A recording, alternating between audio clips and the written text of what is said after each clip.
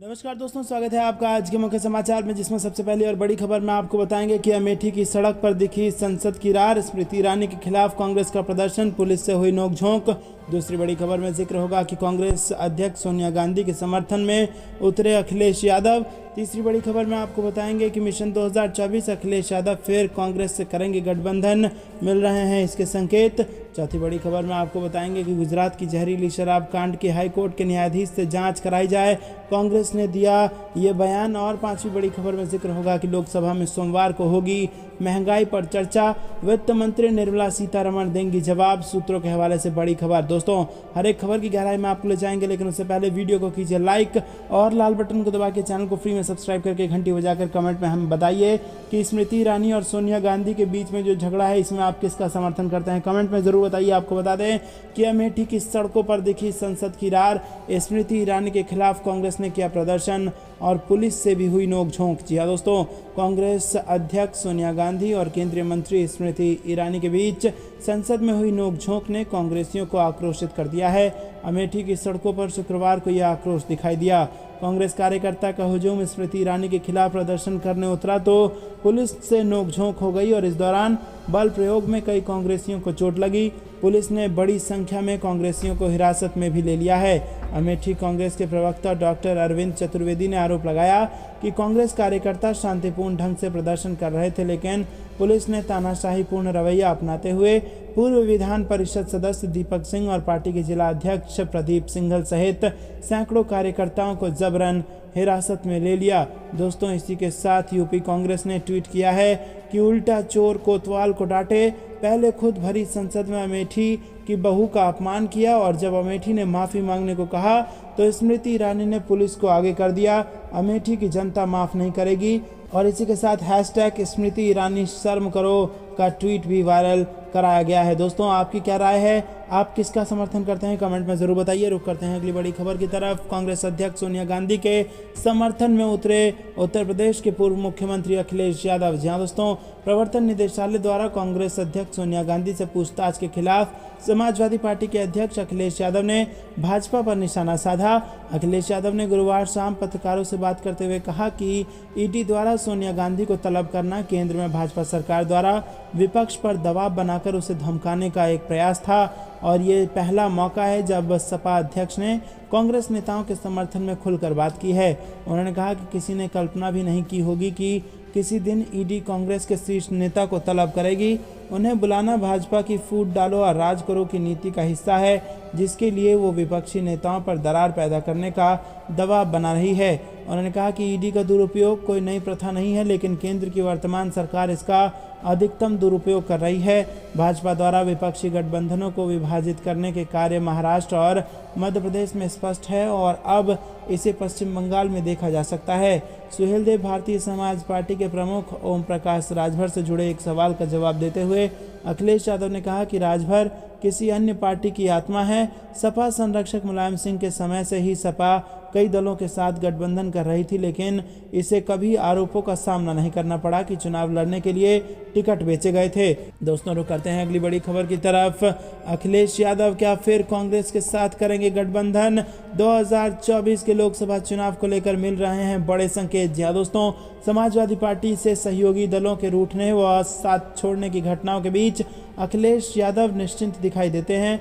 उनका कहना है कि जो दल साथ आएंगे उनके साथ बीजेपी से मुकाबला किया जाएगा। उनकी बातों से साफ लगता है कि अखिलेश यादव अब नए सहयोगी की तलाश में हैं और इस बीच सपा से बसपा के रिश्ते पहले की तरह तल्ख हैं और लेकिन कांग्रेस से पुरानी तल्खी अब बीते वक्त की बात हो गई है। अखिलेश यादव ने कांग्रेस अध्यक्ष सोनिया गांधी से ईडी की पूछताछ पर सख्त ऐतराज जताते हुए इसे लोकतंत्र के लिए खतरनाक बताकर कुछ ऐसे ही संकेत दे दिए हैं। अखिलेश यादव ने 2017 का विधानसभा चुनाव कांग्रेस के साथ मिलकर लड़ा था। तो दोस्तों, क्या आप भी चाहते हैं कि फिर से यूपी के दोनों लड़के यानी कि अखिलेश यादव और राहुल गांधी एकजुट होकर भाजपा के खिलाफ लड़ें? क्या आप भी ऐसा चाहते हैं? हाँ या ना में अपनी राय बताइए। दोस्तों, रुक करते हैं अगली बड़ी खबर की तरफ। गुजरात की जहरीली शराब कांड की हाईकोर्ट के न्यायाधीश से कराई जाए जांच, कांग्रेस ने उठाई ये मांग। जी हाँ दोस्तों, कांग्रेस ने गुजरात में जहरीली शराब पीने से कई लोगों की मौत का घटना को लेकर शुक्रवार को राज्य की भारतीय जनता पार्टी सरकार पर निशाना साधा और कहा कि इस मामले की जांच राज्य उच्च न्यायालय के किसी वर्तमान न्यायाधीश से कराई जानी चाहिए। पार्टी के मीडिया एवं प्रचार प्रमुख पवन खेड़ा ने यह आरोप भी लगाया कि गुजरात में भाजपा सरकार के संरक्षण में नशे का कारोबार हो रहा है। उन्होंने संवाददाताओं से कहा कि तथाकथित शराबबंदी वाले गुजरात में जहरीली शराब पीने की वजह से 45 से ज़्यादा लोगों की मौत हो गई है और 100 से ज़्यादा लोग जिंदगी और मौत के बीच संघर्ष कर रहे हैं। उनके अनुसार ये जानकारी सामने आई है कि बोटाद जिले में 600 लीटर मिथाइल अल्कोहल अहमदाबाद से लाया गया था। उसके बाद इसमें पानी मिलाकर जिले के विभिन्न इलाकों में बेच दिया गया, जिसके सेवन से या तो लोगों की जान चली गई या उनके गुर्दे खराब हो गए हैं। दोस्तों, रुक करते हैं अगली बड़ी खबर की तरफ। लोकसभा में सोमवार को होगी महंगाई पर चर्चा, वित्त मंत्री निर्मला सीतारमण देंगी जवाब। जी हाँ दोस्तों, लोकसभा में सोमवार को महंगाई पर चर्चा होगी और सूत्रों से मिली जानकारी के अनुसार वित्त मंत्री निर्मला सीतारमण चर्चा का जवाब देंगी। विपक्ष महंगाई पर चर्चा की मांग लगातार कर रहा था और इसकी वजह से 2 हफ्तों से संसद में लगातार हंगामा हो रहा था और सदन सुचारू रूप से नहीं चल रहा था। बता दें कि महंगाई के मुद्दे पर चर्चा को लेकर हंगामे और नारेबाजी के कारण विपक्ष के 1.5 दर्जन से ज़्यादा सांसदों को निलंबित किया गया है। विपक्षी नेताओं ने सदस्यों का निलंबन वापस लेने की मांग की है। महंगाई के मुद्दे पर विपक्ष ने लगातार हमलावर रुख अख्तियार कर रखा है और मूल्य वृद्धि सहित अन्य मुद्दों पर संसद की कार्रवाई बाधित की है। सरकार के मुताबिक खाने पीने का आवश्यक वस्तुओं के दामों में कमी आई है और सरकार की ओर से प्याज, खाने का तेल, वनस्पति घी, टमाटर और चाय सहित विभिन्न आम जरूरत की चीज़ों के 6 महीने के आंकड़े जारी करके ये दावा किया गया है। सरकार ने कहा कि उसके प्रयासों से खाने पीने की ज़रूरी वस्तुओं के दामों में लगातार कमी आ रही है।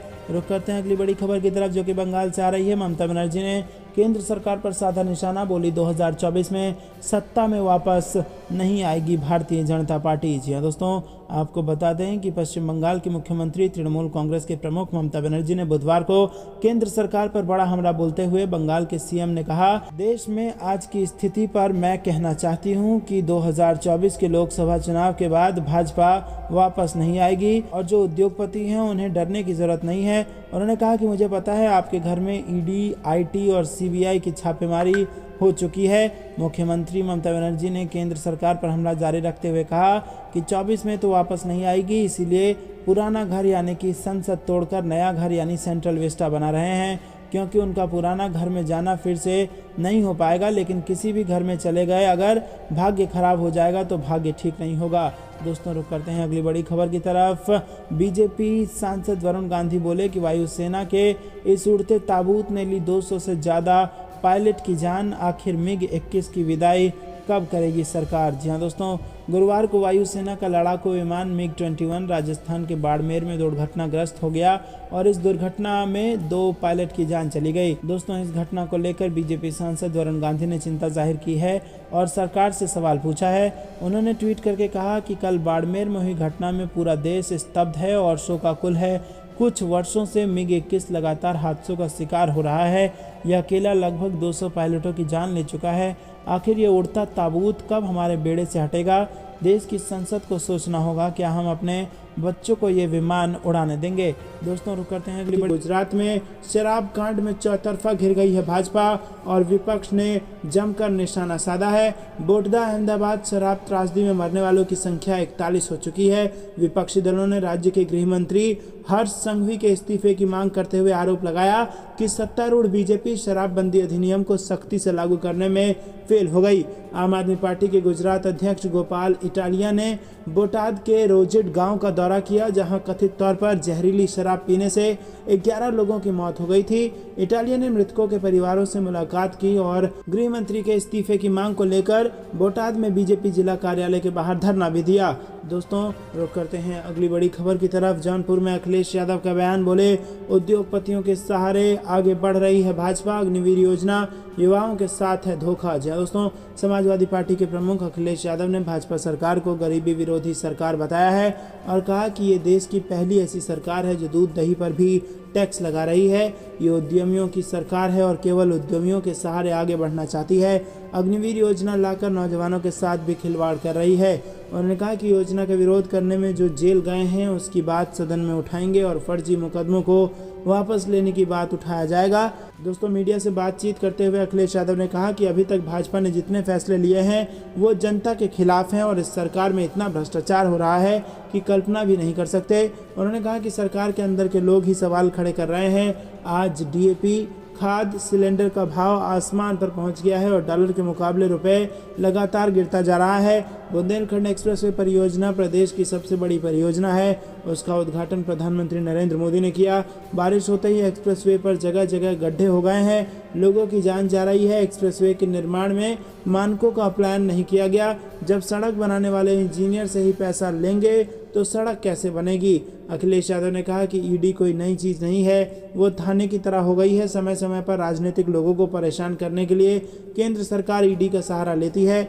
दिल्ली में कांग्रेस के सबसे बड़े नेता को ईडी पूछताछ के लिए बुला रही है। शायद भाजपा ये संदेश देना चाहती है कि उसके खिलाफ कोई बोलेगा तो उसे भी बुलाकर पूछताछ के लिए बिठा लिया जाएगा। सपा मुखिया ने आगे कहा कि भाजपा विपक्ष को बांटकर और डरा कर रखना चाहती है। और दोस्तों, साथ ही साथ उन्होंने ओम प्रकाश राजभर का जिक्र करते हुए कहा कि हो सकता है कि ओम प्रकाश राजभर को भी भाजपा ने डरा दिया हो और इसी कारण हमारा गठबंधन टूट गया। अब तो लगता है कि ओम प्रकाश राजभर के अंदर किसी दूसरे की आत्मा आ गई है जो अब झाड़ फूंक करवाने पर ही निकलेगा।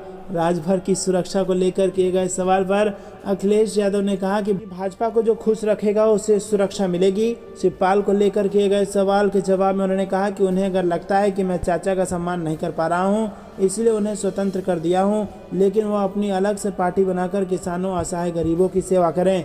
सपा अध्यक्ष ने कहा कि अग्निपथ योजना का हम विरोध करते हैं। सरकार अग्निवीर योजना लाकर नौजवानों के साथ खिलवाड़ कर रही है। नौजवानों का सपना है कि वो देश के लिए कुर्बान हो जाएं, लेकिन सरकार उन्हें मौका नहीं दे रही। हमारे देश को सुरक्षा चाहिए, इसीलिए परमानेंट नौकरी की व्यवस्था होनी चाहिए। दोस्तों, रुक करते हैं अगली बड़ी खबर की तरफ। बिहार में बढ़ी रोजगार मांगने वाले बेरोजगारों की तादाद। जी हाँ दोस्तों, आपको बता दें कि ताज़ा आंकड़ों के अनुसार बिहार में बेरोजगारों की संख्या में पहले से बढ़ोतरी देखने को मिली है और राज्य में अब तक 14,32,000 से ज़्यादा बेरोजगारों ने रोजगार के लिए नेशनल कैरियर सर्विस पोर्टल पर रजिस्ट्रेशन कराया है। वहीं बिहार में चालू वित्तीय वर्ष के 2 महीने में ही 34,217 लोगों ने रोजगार की मांग की है और इन आंकड़ों को देखकर ये कहा जा सकता है कि सरकार की तरफ से रोजगार के लिए किए गए वादा बेअसर है। नेशनल करियर सर्विस पोर्टल पर बेरोजगारों को ऑनलाइन रजिस्ट्रेशन की सुविधा वर्ष 2015-16 में मिली हुई है और प्रथम वर्ष में इस पोर्टल पर बिहार में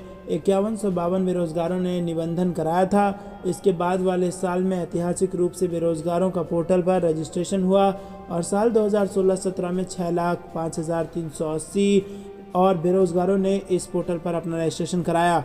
वहीं वर्ष 2017-18 में ये 1,53,702 हो गया, जबकि आगे बढ़कर 1,43,000 हो गया और अब ये और ज़्यादा भयावह हो चुका है। जी हाँ दोस्तों, अब तक 14,32,000 से ज़्यादा लोगों ने इस पोर्टल पर रजिस्ट्रेशन कराया है, जो ये दिखाता है कि कहीं ना कहीं बेरोजगारी की समस्या सबसे ज़्यादा बिहार में इस वक्त बनी हुई है। रुक करते हैं अगली बड़ी खबर की तरफ। कांग्रेस की जीत के बाद बीजेपी ने जमकर किया हंगामा। धरने पर बैठे सीएम शिवराज के मंत्री और दिया अल्टीमेटम। जी हाँ दोस्तों, मध्य प्रदेश के उज्जैन में जनपद पंचायत चुनाव को लेकर जमकर हंगामा हुआ। जनपद अध्यक्ष पद का फैसला कांग्रेस के पक्ष में गया, जिसके बाद बीजेपी कार्यकर्ताओं ने जमकर हंगामा किया और इसके बाद शिवराज सरकार के उच्च शिक्षा मंत्री मोहन यादव धरने पर बैठ गए। बुधवार को उज्जैन जनपद में अध्यक्ष और अन्य पदों पर निर्वाचन प्रक्रिया संपन्न हुई, जिसमें 25 जनपद प्रतिनिधियों को मतदान कराना था, लेकिन 21 लोग ने ही अपने मताधिकार का प्रयोग किया और इस दौरान कांग्रेस को 12 मत हासिल हुए, जिसके बाद कांग्रेस की अध्यक्ष पद के उम्मीदवार को विजयी घोषित कर दिया गया, जिसके बाद बीजेपी ने हंगामा भी खूब किया। जी हाँ दोस्तों, कांग्रेस के नेताओं ने जमकर जश्न मनाया। विधायक महेश परमार ने बताया कि कांग्रेस को 21 में से 12 मत मिले, जिसके आधार पर कांग्रेस प्रत्याशी की जीत हुई। जैसे ही इस बात की जानकारी बीजेपी के नेताओं को लगी, उन्होंने जमकर हंगामा किया। शिवराज सरकार के उच्च शिक्षा मंत्री मोहन यादव ने निर्वाचन प्रक्रिया पर ही सवाल खड़े कर दिए। रुक करते हैं अगली बड़ी खबर की तरफ। पाखंडियों से नहीं, राष्ट्रपति से मांगूंगा माफी। अधीर रंजन चौधरी ने भाजपा पर लगाया ये आरोप। जी हाँ दोस्तों, कांग्रेस के लोकसभा में नेता अधीर रंजन चौधरी के राष्ट्रपति द्रौपदी मुर्मू पर दिए गए बयान को लेकर राजनीतिक गलियारों में बयानबाजी तेज हो गई है और इसी बीच गुरुवार को एक बार फिर अधीर रंजन चौधरी ने बयान दिया। उन्होंने कहा कि अपने बयान के लिए वो राष्ट्रपति मुर्मू से माफ़ी मांगेंगे, लेकिन इन पाखंडियों से माफ़ी नहीं मांगेंगे। उन्होंने भाजपा पर इस मुद्दे पर राई से पहाड़ बनाने का आरोप लगाया है। राष्ट्रपति द्रौपदी मुर्मू के बारे में टिप्पणी को लेकर कांग्रेस नेता अधीर रंजन चौधरी चौतरफा घिरते नजर आ रहे हैं। भाजपा के बाद अब राष्ट्रीय महिला आयोग और 12 राज्य महिला आयोग ने गुरुवार को कांग्रेस नेता अधीर रंजन चौधरी के बयान को लेकर उनकी आलोचना की और उन्होंने कहा कि चौधरी की ये टिप्पणी बेहद अपमानजनक और सेक्सिस्ट है। दोस्तों, राष्ट्रीय महिला आयोग की अध्यक्ष रेखा शर्मा ने ट्विटर पर कहा कि उन्हें समन भेजा जा रहा है। दोस्तों, रुक करते हैं अगली बड़ी खबर की तरफ। लुलु मॉल का मालिक है आरएसएस का फंड रेजर, वही नमाजी भी लाया और उसी ने खड़ा किया विवाद। आजम खान ने दिया ये बयान। जी हाँ दोस्तों, आपको बता दें कि लखनऊ के लुलु मॉल विवाद को लेकर समाजवादी पार्टी के नेता आजम खान ने एक बार फिर बयान दिया है और इस बार उन्होंने मॉल के मालिक पर गंभीर आरोप लगाए और इसे पूरे विवाद के लिए उन्हें ही जिम्मेदार ठहराया। उन्होंने इस विवाद में अपने बयान पर आरएसएस का भी जिक्र किया है और उन्होंने कहा कि लुलु मॉल के मालिक आरएसएस के फंड रेजर हैं, वही नमाजी लेकर आए और विवाद खड़ा किया। उन्होंने कहा कि मॉल का नाम लुलु रखने वाले आरएसएस फंड रेजर हैं और उसने मॉल बनवाया है। दोस्तों, रुक करते हैं अगली बड़ी खबर। पुलिस ने बीजेपी कार्यकर्ताओं को किया गिरफ्तार। ममता बनर्जी की तस्वीर संग नकदी लगाकर बनाया था उसने पोस्टर। जी हाँ दोस्तों, आपको बता दें कि पश्चिम बंगाल की मुख्यमंत्री ममता बनर्जी की तस्वीर पर हाल में ईडी द्वारा जब्त की गई नकदी की तस्वीर लगाने और उसका पोस्टर बनाने के आरोप में भारतीय जनता पार्टी के एक कार्यकर्ता को गिरफ्तार कर लिया गया है। पुलिस के एक अधिकारी ने बुधवार को ये जानकारी दी है। प्रवर्तन निदेशालय ने स्कूल भर्ती घोटाले के संबंध में एक छापेमारी कर बरामद की गई नकदी की तस्वीर ट्वीट की थी, जिसे कथित तौर पर भाजपा कार्यकर्ता ने ममता बनर्जी की तस्वीर पर लगाकर पोस्टर बनाया था और अधिकारी ने कहा कि पुलिस थाने के अधिकारियों ने मंगलवार को भाजपा कार्यकर्ता काजल भौमिक को उसके घर से गिरफ्तार कर लिया है। दोस्तों, रुक करते हैं अगली बड़ी खबर की तरफ।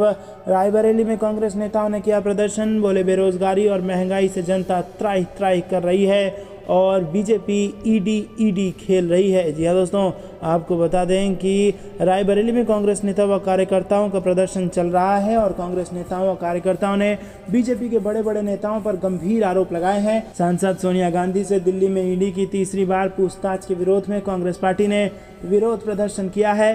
कहा कि सरकार महंगाई व बेरोजगारी से ध्यान भटकाने के लिए सांसद सोनिया गांधी पर ईडी के माध्यम से दबाव बनवा रही है।